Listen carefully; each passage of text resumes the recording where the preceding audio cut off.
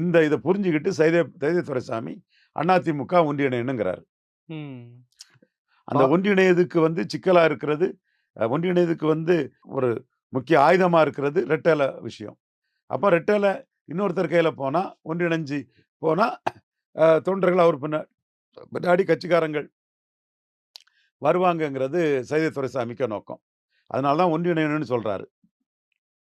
எடப்பாடி தலைமையில ஒன்றிணையணும்னு சொன்னா, சைதை துரைசாமிய அவங்க விமர்சனம் பண்ணியிருக்க மாட்டாங்க. சைதை துரைசாமி எம்ஜிஆர் தொண்டன் என்கிறதுக்கு மாறுபட்ட கருத்தே தேவையில்ல. அவர் தான் அந்த சென்ட்ரல்ல மக்கள் திலகம் எம்ஜிஆர் ரயில் நிலையம் அ வந்திருக்கு இல்லையா? அந்த பேர் வர்றதுக்கு அவர் தான் முக்கிய காரணம். அவரோட முயற்சியில தான் அது வந்தது. அவர் எம்ஜிஆர் தொண்டர் தான். அத கூட கொஞ்சம் விமர்சனம் பண்ணி தான் அவங்க சொல்றாங்கன்னா, எடப்பாடி தான் ஒற்றை தலைமை, எடப்பாடி தான் எல்லாங்கிற ஒரு இத சைதை துரைசாமி சொல்லலங்கிறது தான் அவங்க கணக்கு. அதே வேளையில செங்கோட்டையன் பின்னாடி அதிமுகவுல பாஜக கூட்டணி வேணும். பலத்தின் அடிப்படையில பாஜக கூட்டணி வேணும்.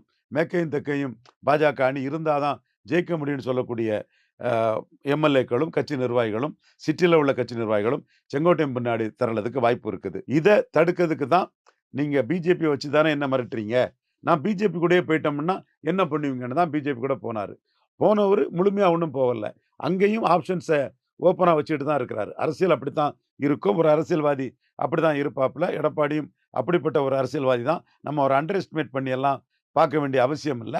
பட் இன்னைக்கு உள்ள அதிமுக அரசியல்ல அவரு பாஜக அலையன்ஸ ஓப்பன் பண்ணாலும், அவருக்கு ஃபர்ஸ்ட் சாய்ஸ் எடப்பாடியில ஜெயிக்கிறதுக்கும், வட தமிழகத்தில சில இடங்கள்ல வெற்றி பெற்று எதிர்க்கட்சி தலைவரா வர்றதுக்கும், அவருக்கு பாமக தான் மெயின் சாய்ஸா வச்சிருக்கிறாரு.